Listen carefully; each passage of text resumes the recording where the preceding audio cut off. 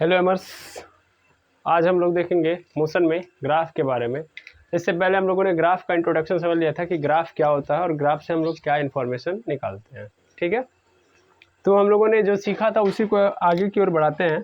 तो हम लोगों ने ये सीखा था कि ग्राफ जो होता है मेनली एक प्लेन सरफेस, मतलब ग्राफ को बनाने के लिए एक प्लेन सरफेस चाहिए और horizontal axis and vertical axis की ज़रूरत होती है। ठीक है ना, यानी ये मान लेता हूँ कि पूरा पूरा प्लेन सरफेस है, ये पूरा का पूरा क्या होगा, ये पूरा का पूरा आपका एक पहले मैंने क्या किया, एक मैंने वर्टिकल लाइन ड्रॉ कर दी, दूसरा मैंने हॉरिजॉन्टल लाइन ड्रॉ कर दी। वर्टिकल लाइन को वाई एक्सिस बोला गया, वर्टिकल लाइन को एक्स एक्सिस बोला गया। ठीक है, और फिर जहाँ पे ये दोनों लाइन मिलती हैं उनको बोलते हैं हम लोग ओरिजिन। ओरिजिन मतलब मूल बिंदु, मूल बिंदु। ठीक है, मूल बिंदु बोलते हैं। अब अगर मैं इस ओरिजिन से ऊपर की ओर जाता हूँ तो वो पॉजिटिव होगा और ओरिजिन से नीचे जाऊँगा तो वो निगेटिव होगा। और निगेटिव वाले को हम लोग क्या बोलेंगे, अगर ऊपर वाला वाई एक्सिस है तो नीचे वाले को, निगेटिव वाले को वाई डैश एक्सिस। इसी तरीके से ओरिजिन के आगे एक्स एक्सिस है तो ओरिजिन के पीछे जब जाऊँगा तो एक्स डैश एक्सिस। ठीक है, और इधर क्या होगा, ओरिजिन के आगे पॉजिटिव वैल्यू ली जाएगी और ओरिजिन के पीछे क्या ली जाएगी, नेगेटिव में वैल्यू ली जाएगी। तो ये बातें हम लोगों ने देखी थी। और हम लोगों ने ये देखा था कि ग्राफ क्या करता है, ग्राफ दो क्वांटिटीज के बीच में, दो फिजिकल क्वांटिटीज के बीच में रिलेशन शो करता है, संबंध बताता है। ठीक है ना, एक पिक्चोरियल रिप्रेजेंटेशन होता है किसी भी इवेंट का। ठीक, तो अगर मान लीजिए कोई इवेंट हो रहा है, कोई इवेंट हो रहा है, उस इवेंट के अंदर दो फिजिकल क्वांटिटी क्या है, इन्वॉल्व है, यानी एक फिजिकल क्वांटिटी 1, दूसरी फिजिकल क्वांटिटी 2, दो फिजिकल क्वांटिटी इन्वॉल्व है। ठीक है, तो इन दोनों के बीच में जो रिलेशन होगा उसको जब शो करेगा तो हमको इस इवेंट के बारे में अच्छे से पता चल जाएगा। तो मैं एक फिजिकल क्वांटिटी को कहाँ रख दूंगा, फिजिकल क्वांटिटी 1 को वाई एक्सिस पे और फिजिकल क्वांटिटी 2 को कहाँ रख दूंगा, एक्स एक्सिस पे, और इनके बीच में ही मैं ग्राफ बनाऊंगा। ठीक है, अब आप कहेंगे सर यहाँ पे फिजिकल क्वांटिटी 2 हो गया एक्स एक्सिस पे, फिजिकल क्वांटिटी 1 हो गया वाई एक्सिस पे, तो सर एक्स डैश एक्सिस पे क्या है, तो एक्स डैश एक्सिस मतलब पूरा का पूरा हॉरिजॉन्टल एक्सिस पी क्यू 2 का हो गया, यानी फिजिकल क्वांटिटी 2 का है। पूरा का पूरा वर्टिकल वो एक्सिस जो है, मतलब आप देखोगे फिजिकल क्वांटिटी 1 तो वाई एक्सिस का यहाँ पे ये पूरा का पूरा लाइन ही है, यानी ये पूरा का पूरा फिजिकल क्वांटिटी 1 का है। बस अगर पॉजिटिव होगी तो इधर रखूंगा, निगेटिव होगी तो नीचे रखूंगा। यानी एक्चुअल में ये लाइन पूरी पूरी किसके लिए है, फिजिकल क्वांटिटी 1 के लिए, जबकि हॉरिजॉन्टल वाली लाइन फिजिकल क्वांटिटी 2 के लिए है। ठीक है, फिजिकल क्वांटिटी मतलब भौतिक राशि, यानी जिनको हम क्या कर सकते हैं, नंबर्स में रिप्रेजेंट कर सकते हैं। ऐसी क्वांटिटी, ऐसी राशियाँ, ऐसा इवेंट जिसको हम लोग नंबर्स में रिप्रेजेंट कर सकते हैं। तो आई होप ये बात क्लियर हो गई होगी।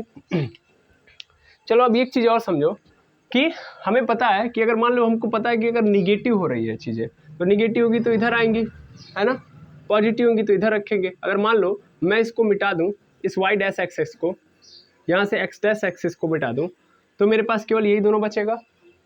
और ये दोनों क्या रिप्रेजेंट कर रहा है, तो ये बता रहा है कि मैंने क्या लिया हुआ है, मैंने लिया हुआ है फिजिकल क्वांटिटी 1 का पॉजिटिव वाला एक्सिस और फिजिकल क्वांटिटी 2 का भी क्या, कौन सा axis, positive axis.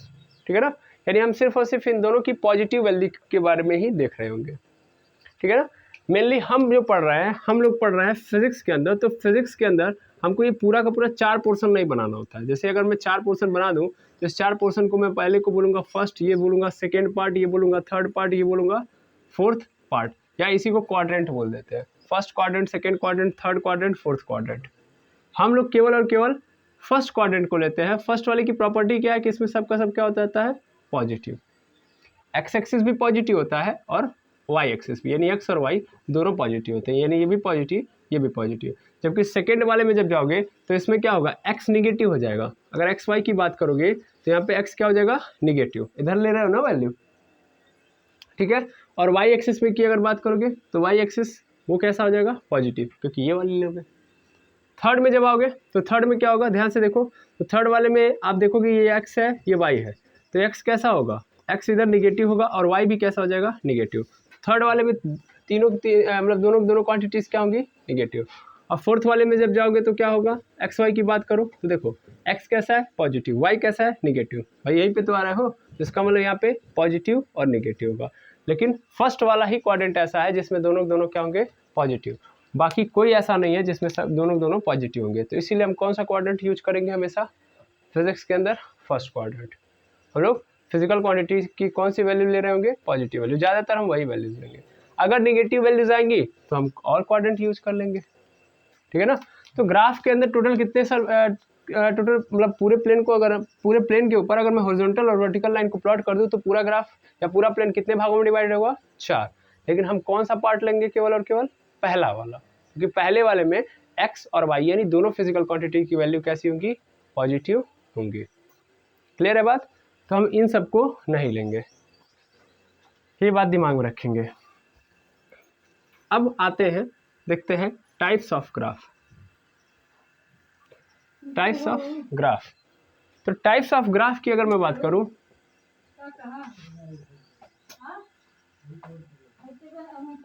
Types of graph की बात करो तो सबसे पहले मेरे पास अगर मोशन की मैं बात करूं, यहाँ पे देखो, यहाँ पे मैं टाइप्स ऑफ ग्राफ की बात कर रहा हूँ, लेकिन किसकी बात कर रहा हूँ, किस इवेंट की बात कर रहा हूँ, मोशन की। बिकॉज हम लोग क्या पढ़ रहे हैं, मोशन। तो हम लोग ग्राफ भी किसका पढ़ेंगे, मोशन का। वैसे ग्राफ पढ़ने जाओगे तो फिर बहुत सारे अलग अलग इवेंट का अलग अलग ग्राफ होता है। यहाँ पे हम कौन सा फिजिकल फिनोमिना ले रहे हैं, मोशन। तो एक मोशन जब हो रहा है तो कितने टाइप का ग्राफ बन सकता है उसकी मैं बात कर रहा हूँ, ठीक है ना। यानी एक इवेंट मैंने ले लिया, कौन सा इवेंट है यहाँ पे मैंने लिया है, मोशन। यानी कौन सी फिजिकल फिनोमिना होने जा रही है, मोशन। तो मोशन के, अगर एक मोशन हो रहा है तो उसके अंदर से कौन कौन फिजिकल क्वांटिटी आपस में आके संबंध शो करेंगी या उनके बीच में हम इंफॉर्मेशन निकाल रहे होंगे ग्राफ की मदद से। उस बेसिस पे मैंने ग्राफ को कितने पार्ट्स में डिवाइड किया है, कई सारे पार्ट्स में डिवाइड किया है, और वो मेरा टाइप्स बन गया ग्राफ का, ठीक है। बाकी अगर मैं मान लो दूसरा फिजिकल फिनोमिना हो रहा है, कोई और फिजिकल फिनोमिना हो रहा है, जैसे इलेक्ट्रिसिटी का फिनोमिना हो रहा है, तो वहाँ पे टाइप्स ऑफ ग्राफ चेंज हो जाएगा। वहाँ पे जो क्वांटिटी होंगी उनके आधार पे चल रहा होगा, है ना। मेरी बात समझ पा रहे हैं, यस और नो। जैसे एक बात समझो, अगर एक ऑब्जेक्ट मोशन कर रहा है तो मोशन कर रहा है तो कौन कौन सी फिजिकल क्वांटिटी उत्पन्न होंगी। सबसे पहला तो सर डिस्टेंस आएगा, यस और नो, डिस्टेंस या डिस्प्लेसमेंट, है कि नहीं है। और कोई भी फिजिकल फिनोमेना हो रहा है तो टाइम तो आएगा ही आएगा, तो डिस्टेंस डिस्प्लेसमेंट टाइम भी आ गया। अब अगर टाइम के रिस्पेक्ट में डिस्टेंस डिस्प्लेसमेंट देखते हैं तो क्या बन जाता है, वो स्पीड बन जाता है या वेलोसिटी, हाँ या ना। तो वेलोसिटी उत्पन्न हो जाएगी, और अगर स्पीड में चेंज आ गया तो फिर क्या उत्पन्न हो जाएगा, एक्सीलरेशन। हो गया कि नहीं हो गया, एक्सीलरेशन। तो अगर मोशन हो रहा है तो इतनी सब फिनोमेना मतलब इतनी क्वांटिटीज निकल के आएंगे कि नहीं आएंगे, डिस्टेंस डिस्प्लेसमेंट आ जाएगा, टाइम आ जाएगा, स्पीड वेलोसिटी आ जाएगा, एक्सीलरेशन आ जाएगा, आ जाएगा। तो यानी एक मोशन जैसे फिजिकल फिनोमेना के दौरान में, फिजिकल फिनोमेना कौन सा हो रहा है, मोशन, तो उसमें कितनी क्वांटिटी आ रही है, इतनी, ठीक है, हाँ या ना, ठीक। अब अगर ऐसे ही और भी बात करो, जैसे कोई और फिजिकल फिनोमेना ले लो, और फिजिकल फिनोमेना ले लिए, जैसे मान लो इलेक्ट्रिसिटी का मैंने नाम लिया, तो इलेक्ट्रिसिटी के अंदर अगर बात कर लो तब बहुत सारे वहाँ भी निकल के आ जाएंगे। इलेक्ट्रिसिटी का मतलब सिंपल चार्ज आएगा, है ना, चार्ज आएगा, टाइम आएगा, चार्ज और टाइम के रिस्पेक्ट में देखोगे आगे पढ़ा जाएगा, करंट आ जाएगा, क्या आ जाएगा, करंट आ जाएगा, फिर पोटेंशियल आ जाएगा, पोटेंशियल डिफरेंस आ जाएगा, समझ पा रहे हो, पोटेंशियल डिफरेंस आ जाएगा। उसी के साथ साथ चार्ज आएगा, यहाँ पे ये भी आ सकता है, इलेक्ट्रिक फील्ड जनरेट हो जाएगा। क्या जनरेट हो जाएगा, इलेक्ट्रिक फील्ड जनरेट होगा। अगर चार्ज है तो उसके चारों ओर क्या जनरेट होता है, इलेक्ट्रिक फील्ड। उसी तरीके से अगर करंट आ रहा है तो करंट आने का मतलब क्या है कि करंट के साथ साथ इलेक्ट्रिक फील्ड के साथ साथ कौन सा, मैग्नेटिक फील्ड भी जनरेट हो जाएगा। तो देखो क्या है, यहाँ पे एक एक इलेक्ट्रिसिटी फिजिकल फिनोमेना हो रही है, तो कई सारे फिजिकल क्वांटिटीज़ का जन्म हो रहा है कि नहीं हो रहा है। तो एक फिजिकल फिनोमेना में कई सारे फिजिकल क्वांटिटी जन्म लेती है, तो उस आधार पे हम लोग कई सारे पार्ट्स में ग्राफ पढ़ते हैं। हम कौन सा ग्राफ देख रहे हैं, मोशन का। तो मोशन हो रहा है तो उस दौरान जो जो फिजिकल क्वांटिटी आ रही है उनका ग्राफ देखेंगे हम, ठीक है ना। तो हम जो टाइप्स ऑफ ग्राफ लिख रहे हैं किसके बेसिस पे लिख रहे हैं, मोशन के बेसिस पे, ठीक है। आई होप ये बात क्लियर हो गई होगी, बिल्कुल। देखो तो हर फिजिकल फिनोमेना में ग्राफ के टाइप्स चेंज हो जाएंगे, ये बात आपको समझ लेनी है। अब सुनो, सबसे पहला आएगा मेरे पास displacement time graph, displacement time graph, ठीक है। फिर आएगा मेरे पास velocity time graph, velocity time graph. फिर देखोगे, अच्छा इसको नाम क्या दिया जाएगा, एस टी डायरेक्ट ऐसे एस टी ग्राफ बोल दिया जाएगा, क्योंकि डिस्प्लेसमेंट को एस से, टाइम को टी से रिप्रेजेंट किया जाता है, तो इसलिए एस टी ग्राफ बोल दिया जाएगा। वेलोसिटी टाइम ग्राफ मतलब वीटी ग्राफ। कौन सा ग्राफ? VT graph. ये हो जाएगा। उसके साथ साथ देखोगे तो फिर आ जाएगा मेरे पास acceleration time graph. Acceleration time graph ये बेसिक है, एक्सीलरेशन टाइम ग्राफ, ठीक है, यानी एटी ग्राफ। फिर कहीं कहीं और देखोगे तो आपको और भी नजर आएगा एक्सीलरेशन या velocity acceleration graph, velocity acceleration graph, यानी वीटी वीए ग्राफ या ए बी ग्राफ। तो आई होप ये बात क्लियर हो गई होगी कि हम मोशन के बेसिस पे कितने कितने बीच में, ये क्या लिख रहा है कि ये डिस्प्लेसमेंट और टाइम के बीच में ये वाला जो ग्राफ होगा एसटी ग्राफ किसके किसके बीच में रिलेशन शो कर रहा होगा? डिस्प्लेसमेंट और टाइम के बीच में रिलेशन शो कर रहा होगा, ठीक है ना। यानी मोशन हो रहा है तो टाइम के रिस्पेक्ट में कितना डिस्प्लेसमेंट कवर किया जा रहा है वो कौन बता रहा होगा? डिस्प्लेसमेंट टाइम ग्राफ, ठीक है। उसी तरीके से सेकेंड टाइप का जो ग्राफ है वो क्या रिप्रेजेंट कर रहा होगा? तो वो वेलोसिटी और टाइम के बारे में बता रहा होगा। यानी अगर क्या हो रहा है, अगर कभी भी सिंपल देखोगे तो टाइम के रिस्पेक्ट में कितना ऑब्जेक्ट ने अपनी स्पीड में क्या किया हुआ है, अपनी स्पीड में चेंज लाया हुआ है, उसके बारे में कौन बताएगा? वेलोसिटी टाइम ग्राफ, ठीक है ना। अच्छा, डिस्प्लेसमेंट को देखना, कहीं कहीं पोजीशन टाइम दिख लेगा, क्या देगा? पोजीशन टाइम ग्राफ, ठीक है ना, पोजीशन टाइम ग्राफ। और देखो ये वेलोसिटी एक्सीलरेशन हटाओ, यहाँ पे आ जाएगा आपके पास वेलोसिटी पोजीशन ग्राफ, और 5वें नंबर पे आ जाएगा मेरे पास acceleration position graph. Acceleration position graph, position का मतलब क्या होता है? वही डिस्प्लेसमेंट होता है, इसलिए मैंने यहाँ पे लिखवा दिया, ठीक है। तो ये हो जाएगा आपके पास, यानी ए एस ग्राफ। तो आई होप ये पूरी चीज़ों को आपको समझ लेना पड़ेगा। जबकि तीसरा वाला देखोगे तो एक्सीलरेशन, टाइम के रिस्पेक्ट में एक्सीलरेशन के बारे में संबंध दिखाया जाएगा, यानी टाइम और एक्सीलरेशन के बीच में, वेलोसिटी और पोजीशन के बीच में रिलेशन दिखाएगा, एक्सीलरेशन और पोजीशन के बीच में रिलेशन दिखाएगा। तो आई होप यहाँ तक पूरा का पूरा समझ में आ गया, यस और नो। अब हमको इन्हीं ग्राफ को पढ़ना है, ठीक है। ये इस टाइप के कि डिस्प्लेसमेंट टाइम ग्राफ कैसा होता है, वेलोसिटी टाइम ग्राफ कैसा होता है, एक्सीलरेशन टाइम ग्राफ क्या से क्या मिलता है, वेलोसिटी पोजीशन और एक्सीलरेशन पोजीशन, ये सब ग्राफ पढ़ने हैं। और क्या निकालना है? क्या निकालना है? इनफॉर्मेशन। क्या निकालना है? इनफॉर्मेशन।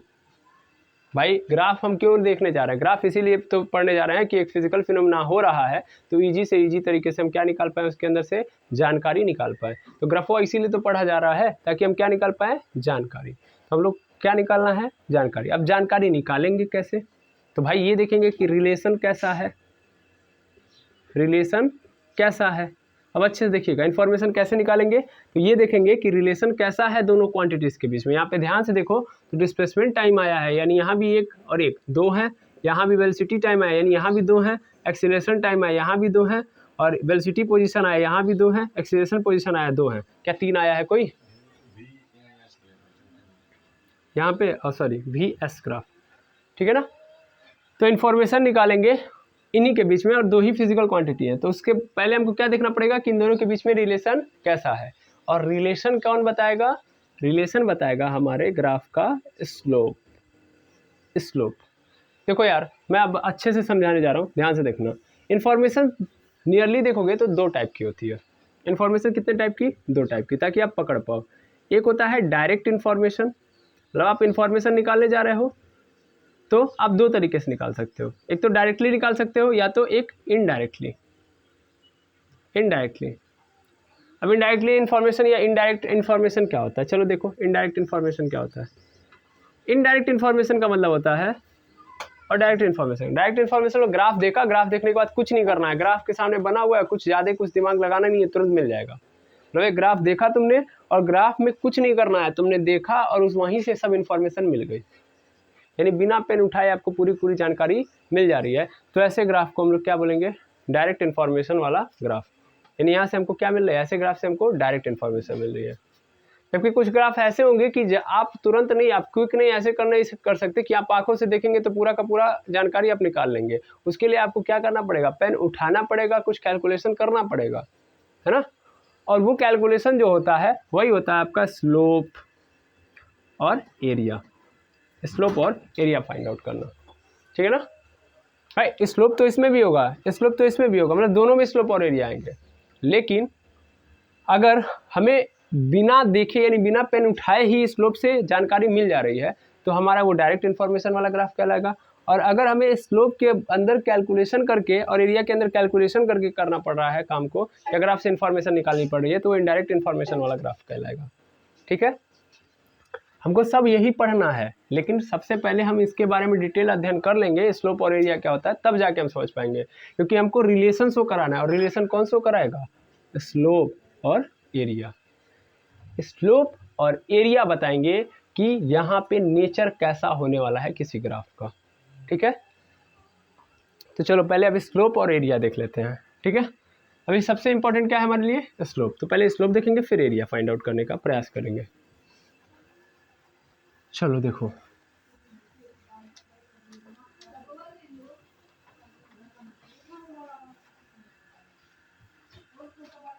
चलो देखो, हम क्या पढ़ने जा रहे हैं, ग्राफ। ग्राफ में हम क्या करेंगे, रिलेशन शो करेंगे, रिलेशन शो करेंगे दो क्वांटिटीज़ के बीच में। और ये रिलेशन कैसा है, रिलेशन कैसा है ये कौन बताएगा, रिलेशन कैसा है वो बताएगा स्लोप। सर आप बार बार बोल रहे हो slope slope slope, what is slope, है ना, स्लोप है क्या आखिर। चलिए मैं बता रहा हूँ, लेकिन फिलहाल में आप समझिए कि ग्राफ में आप रिलेशन देखने जा रहे हो, और रिलेशन कैसा है किसी भी क्वांटिटीज़ के बीच में, तो कौन बता रहा होगा, स्लोप। अगर ये ग्राफ किसका है, मोशन का है, तो एक्चुअल में ये रिलेशन मोशन का होगा, और स्लोप जो होगा ये बता रहा होगा नेचर ऑफ मोशन। ये रिश्ता क्या कहलाता है, स्लोप बताएगा, और इसी स्लोप के थ्रू आप समझ पाओगे कि मोशन का नेचर कैसा है, नेचर ऑफ मोशन। तो नेचर ऑफ मोशन मतलब यूनिफॉर्म है कि नॉन यूनिफॉर्म है, एक्सीलरेटेड है बॉडी कि नॉन एक्सीलरेटेड है। तो मोशन के बारे में सब कुछ आप कहाँ से पता कर सकते हो, स्लोप से। ठीक है, यस और नो, तो देख के आप पता कर लोगे, कोई दिक्कत नहीं होगी। सबसे इंपॉर्टेंट क्या है, स्लोप क्या होता है, इसको देखते हैं।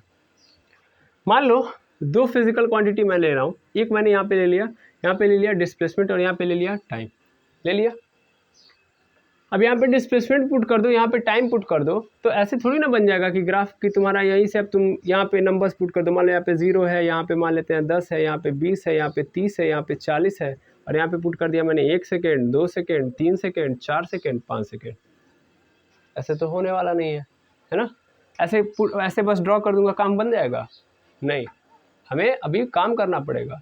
अब हम मान लो ये नंबर लाइन, ये सिंपल हम नंबर लाइन बनाते हैं ग्राफ में। ये टाइम ले लिया, ये डिस्प्लेसमेंट लिया, नंबर लाइन रिप्रेजेंट कर दिया, ये 10 20 30, ये किस में है, सबका सब मीटर में, यहाँ पे बता दो ये मीटर में, ये सब किस में है, सेकंड में। अब मान लो एक ऑब्जेक्ट, अब ऑब्जर्वेशन देखना, ऑब्जर्वेशन में क्या नजर आ रहा है कि एक ऑब्जेक्ट पहले सेकेंड में, यानी 1 सेकेंड में कितना चल रहा है, 1 सेकेंड में 10 मीटर, यानी 1 सेकेंड में 10 सेकेंड। शुरुआत में 0 पे था, शुरुआत में मतलब रेस्ट में जब था तो कोई डिस्टेंस नहीं ट्रैवल किया था, लेकिन जब 1 सेकेंड होता है तो कितना मीटर ट्रैवल कर लेता है, 10। तो कैसे करते हैं हम लोग, कैसे करते हैं, तो हम लोग यहाँ से 1 से लाइन को ऊपर उठाते हैं और 10 से आगे की लाइन को बढ़ाते हैं, यानी एक्स एक्सिस से ऊपर उठा रहे होते हैं और वाई एक्सिस से आगे बढ़ा रहे होते हैं, और दोनों लाइन को क्या करते हैं, एक दूसरे के सामने मिलाते हैं। जैसे देखो ये वाली लाइन यहाँ पे आई तो ये 1 के भी सामने है और 10 के भी सामने है ना, तो मिल गया, ये पॉइंट हो गया, यानी पहला आपने बता दिया, पहला सेगमेंट। तो यहाँ से पता चल रहा है कि शुरुआत के पहले सेकंड में ये ऑब्जेक्ट कितना चला है, 10 सेकंड, सॉरी 10 मीटर।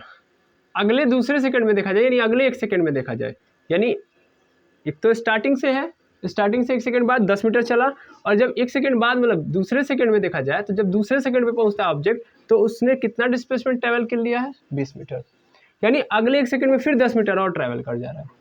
तो यानी फिर इसको क्या करूंगा, आगे बढ़ाऊंगा और 2 को भी आगे बढ़ाऊंगा, ऊपर बढ़ाऊंगा, और दोनों एक जगह पे मिल गया। ठीक है, अब फिर क्या होगा, अब फिर यहाँ पे देखो, फिर कह रहा है कि तीसरे सेकंड में ये फिर 30 मीटर पे पहुंच गया, ओडोमीटर से नापा जा रहा है। 3 सेकंड बाद जब उसका डिस्टेंस देखा जाएगा तो कितना हो रहा है, 30 मीटर। तो इसका मतलब ये रहा 30, इसको आगे बढ़ाता हूँ मैं और ये यहाँ पे आ गया, दोनों सामने हैं, बिल्कुल है। इस पॉइंट को भी इंटरलॉक कर दिया, यहाँ पे पॉइंट बना के लॉक कर दो। फिर चौथे सेकंड में देखा गया तो ऑब्जेक्ट का ओडोमीटर पे जो डिस्टेंस था वो 40 मीटर था। दैट मीन्स यहाँ से मैं उठाऊंगा, लेके आऊँगा और यहाँ पे कर दूंगा, यहाँ पे भी इंटरलॉक कर दिया, हो गया।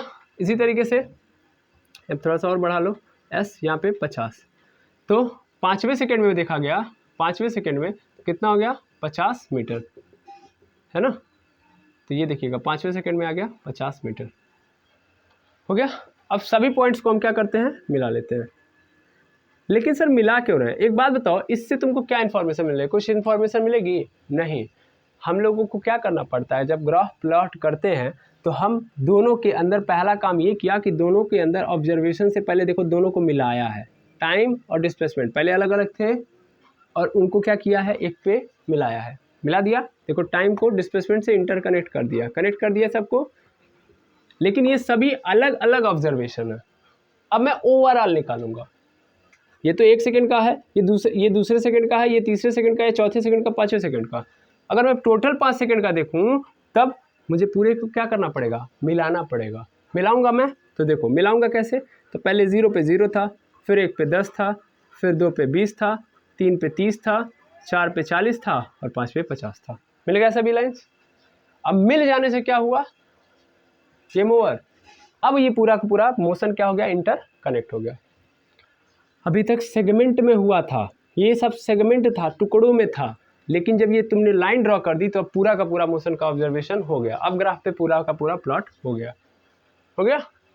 अब यहाँ से ये पता चल रहा है, यहाँ पे ध्यान से देखोगे कि 0 से 1 के बीच में 10 चल रहा है, 0 से 2 के बीच में 20 चल रहा है, मतलब 10 की स्पीड से चला है, 10 मीटर डिस्प्लेसमेंट हर 1 सेकंड में ट्रैवल कर रहा है। लेकिन अभी भी उतनी इन्फॉर्मेशन आपको नजर नहीं आएगी। अभी जब आप और इंटरेस्टेबल तरीके से पढ़ोगे, देखोगे कि ग्राफ की लाइन कैसी है, ऐसे है ना, तो ये लाइन सीधी है तो इसका क्या मतलब होगा, लाइन ऐसे होती तब क्या मतलब होता, एकदम ऐसे हो जाती तो क्या मतलब होता। तो हर चीज़ का मतलब आपको इस लाइन से पता चलेगा। सबसे इंपॉर्टेंट लाइन क्या है, ये, ठीक है ना। ये लाइन क्या करती है, शो करती है रिलेशन को। क्या शो करती है, रिलेशन को, ठीक है। तो अभी तक सर आपने ये बता दिया। अच्छा, एक और क्वेश्चन आपके मन में आना चाहिए कि आपने डिस्प्लेसमेंट को वाई एक्सिस पे डाला है और टाइम को कहाँ रखा है, टाइम को कहाँ रखा है, एक्स एक्सिस पे।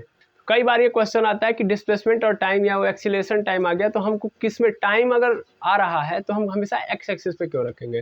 जब भी आप ग्राफ बनाएंगे तो आप ज़्यादातर पोर्शन में आप ये देखेंगे कि हम लोग एक्स एक्सिस पे टाइम को रख रहे होते हैं, यानी टाइम को ऑलवेज कहाँ रख रहे होते हैं, एक्स एक्सिस पे। हम कभी ऐसे नहीं ग्राफ देखेंगे, यहाँ पे टी है और यहाँ पे क्या है, एस है। तो इसका कारण क्या है, इसका कारण ये है कि हम एक्स एक्सिस पे वही क्वांटिटीज, फिजिकल क्वांटिटीज रखते हैं जो इंडिपेंडेबल हैं, यानी जो स्वतंत्र है। मतलब अगर यहाँ पे ध्यान से देखो, एक ऑब्जेक्ट मोशन करे ना करे लेकिन टाइम तभी भी चल रहा होगा, क्या टाइम को रोका जा सकता है, नहीं।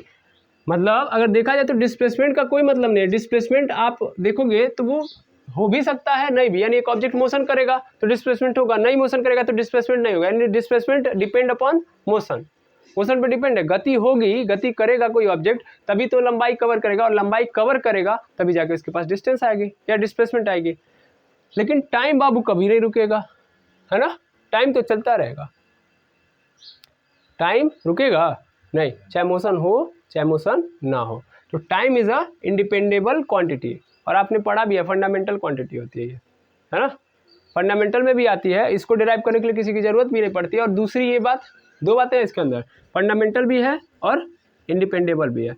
यहाँ पे देखो डिस्प्लेसमेंट फंडामेंटल है लेकिन इंडिपेंडेबल नहीं है, तो फंडामेंटल से लेना देना नहीं है, इसलिए मैं आपको दोनों क्लियर कर दे रहा हूँ। एक्स एक्सिस पे हम वही क्वांटिटी रखेंगे जो अपने आप में क्या हो, इंडिपेंडेबल हो। समझ में आ रहा है। अब मेरे पास दो क्वांटिटी आ गई, चलो देखो, एक्सीलरेशन और वेलोसिटी आ गई। अब इन दोनों के बीच में रिलेशन शो करना है, किसको एक्स एक्सिस पे रखेंगे, किसको वाई एक्सिस पे। भाई टाइम होता तो एक्स एक्सिस पे डाल देते, वाई एक्सिस पे हम किसी को और को डालते, लेकिन ये बताओ एक्सीलरेशन और वेलोसिटी आ गई, तब वेलोसिटी को कहाँ रखेंगे, वेलोसिटी रखेंगे एक्स एक्सिस पे और एक्सीलरेशन रखेंगे वाई एक्सिस पे। इसका रीजन क्या है, सर एक्सीलरेशन आए ना आए वेलोसिटी आएगा। अगर एक ऑब्जेक्ट मोशन कर रहा है तो वेलोसिटी तो उसके पास होगी ही होगी, लेकिन अगर उसने स्पीड, मतलब वेलोसिटी मतलब स्पीड तो होगी ही ना, तो स्पीड तो होगी, अगर मोशन हो रहा है तो स्पीड होगी, लेकिन एक्सीलरेशन होगा इसकी कोई गारंटी नहीं है, क्योंकि एक्सीलरेशन तभी आएगा जब स्पीड में क्या आएगा, चेंज। यानी एक्सीलरेशन किस पे डिपेंड कर रहा है समझ में। तो एक्स एक्सिस पे उसी क्वांटिटीज को रखना है, क्वांटिटी को रखना है जो ऑलवेज क्या शो कर रही हो, उस दौरान अपने आप को इंडिपेंडेबल यानी स्वतंत्र रूप से अकेले महसूस कर रही हो कि हमको किसी की जरूरत नहीं है, हम तब भी एग्जिस्ट करेंगे। ओके। अब ऐसे अगर मान लो VT ग्राफ बना दिए, तब अगर VT ग्राफ बनाना है तब किसको रखेंगे, मतलब वेलोसिटी और टाइम के बीच में रिलेशन शो करना है तो किसको कहाँ रखेंगे, टाइम को रखेंगे एक्स एक्सिस पे, वेलोसिटी को रखेंगे वाई एक्सिस पे। लेकिन क्यों, क्योंकि आपको पता है कि वेलोसिटी और टाइम में कंपैरिजन किया जाए तो वेलोसिटी से ज़्यादा इंडिपेंडेबल कौन है, टाइम। हो सकता है कि ऑब्जेक्ट मोशन ना करे तो वेलोसिटी नहीं आएगी, लेकिन इस केस में इन दोनों में ज़्यादा इंडिपेंडेबल कौन है, वेलोसिटी, क्योंकि इस केस में इन दोनों में ज़्यादा इंडिपेंडेबल टाइम। आई होप ये बातें क्लियर हो गई होंगी, हाँ या ना। अब ये जो आप देख रहे हो ये लाइन ही क्या करती है, रिलेशन शो करती है, और इस रिलेशन के अंदर हमको क्या निकालना होता है, इसका, इस लाइन का स्लोप, और स्लोप हमको बताएगा नेचर ऑफ मोशन, ठीक है ना, कि रिलेशन कैसा है वो कौन बताता है, स्लोप बताता है, ठीक है ना।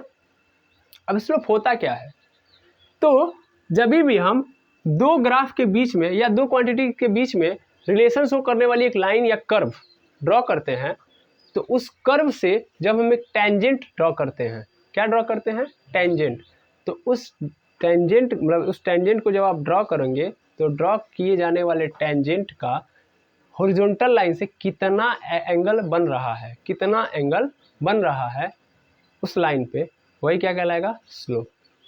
समझ में आया नहीं सर, मैं बता रहा हूँ क्या मैं कह रहा हूँ। मैंने ये कहा कि अगर मैं एक लाइन जो रिलेशन शो कर रही है दो फिजिकल क्वांटिटीज के बीच में, उसके ऊपर एक टेंजेंट ड्रॉ करूँ, तो वो टेंजेंट एक्स एक्सिस के साथ कितना एंगल क्रिएट कर रहा है, उस एंगल को ही हम लोग क्या बोलेंगे, स्लोप, ठीक है, आया समझ में। या उस एंगल को जब बोलोगे तो कंफ्यूजन आएगी, उस एंगल के टेंजेंट को ही हम लोग क्या बोल रहे होंगे, स्लोप, ठीक है। अभी धीरे धीरे समझ में आ जाएगा कैसे और क्या है, ठीक है। अब मैं यहाँ से सबसे पहले बात करता हूँ टेंजेंट क्या होता है ना। इससे पहले स्लोप का डेफिनेशन लिख देता हूँ मैं।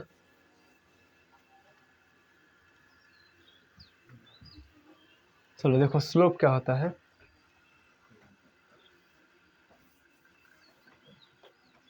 Slope show nature of motion, यानी मोशन की प्रकृति कैसी है, मोशन कैसा हो रहा है उसके बारे में कौन बताता है, स्लोप, पहली बात।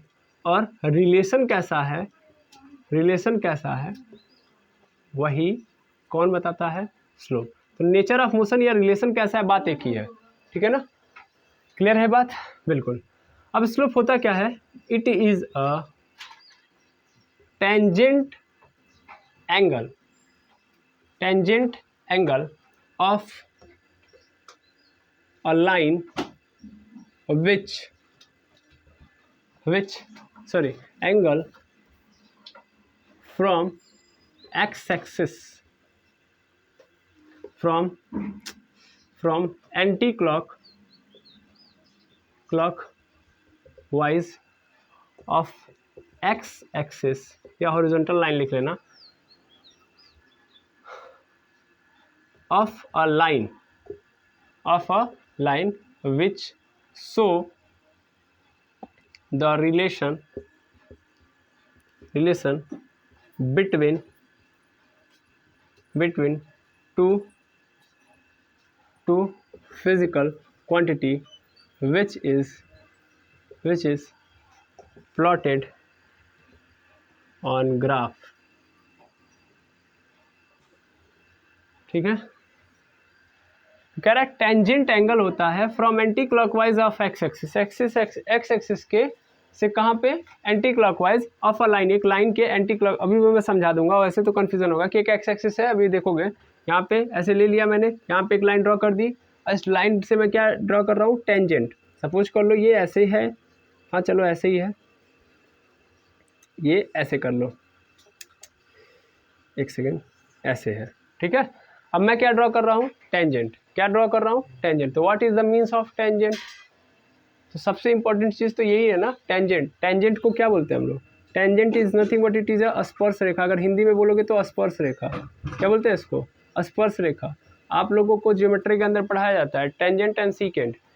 अगर एक लाइन किसी कर्व को एक सिंगल पॉइंट पे टच करती है या सिंगल पॉइंट पे इंटरसेक्ट करती है, इंटरसेक्ट करने का मतलब कहानी गड़बड़ हो जाएगी, आपको क्या बोलना है, टच करती है। जैसे एक सर्कल है, इस सर्कल को एक लाइन टच करते हुए केवल एक लाइन पे, एक पॉइंट पे, सिंगल अ पॉइंट पे टच कर रही है, एक पॉइंट पे टच कर रही है, तो इस लाइन को हम लोग क्या बोलेंगे? टेंजेंट। यानी ये क्या कहलाएगा? टेंजेंट। ठीक है ना? टेंजेंट क्या होता है वो भी मैं समझा रहा हूँ। और सीकेंट क्या होता है? तो सीकेंट जो उस पूरे को 2 पॉइंट पे कम से कम टच करे या उसको इंटरसेक्ट करते हुए जाए। छेदक रेखा हिंदी में बोलते हैं, छेद करते हुए चले जाए सर्कल को या किसी भी कर्व को। ठीक है, आया समझ में? तो मैं ऐसे टेंजेंट भी लिख देता हूँ। Tangent is, what is tangent? It is a line, it is a line which touch a curve, touch on curve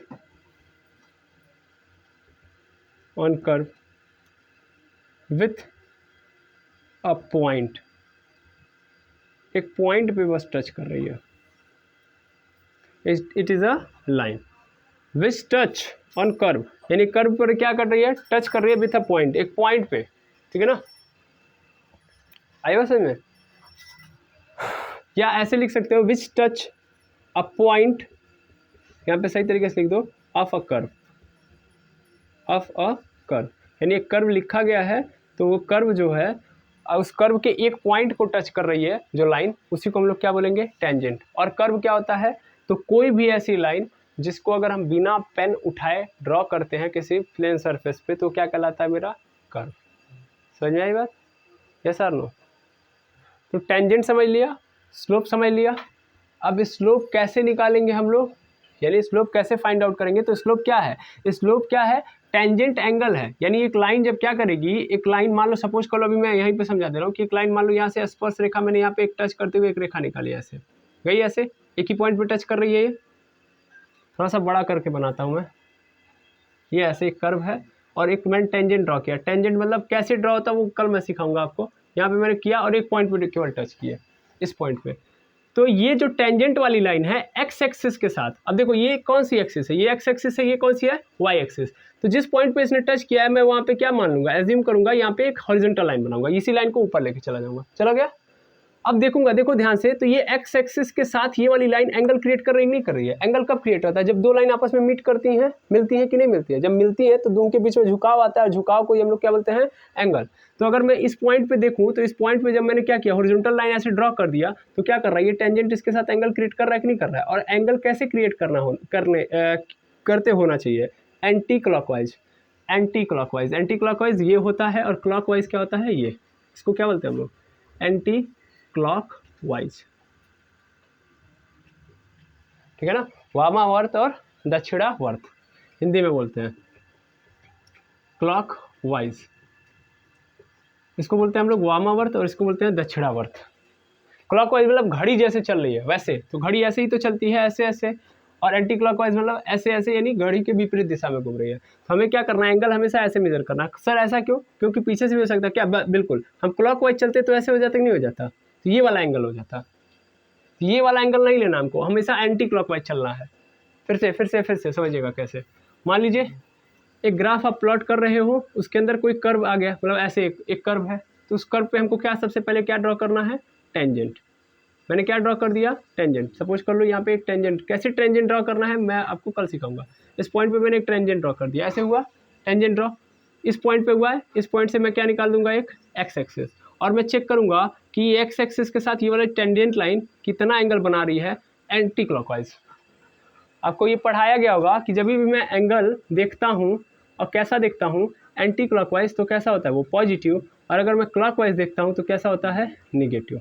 हम पॉजिटिव लेंगे ना भाई, इसीलिए हम लोग क्या देख रहे हैं? Anti clockwise. ठीक है?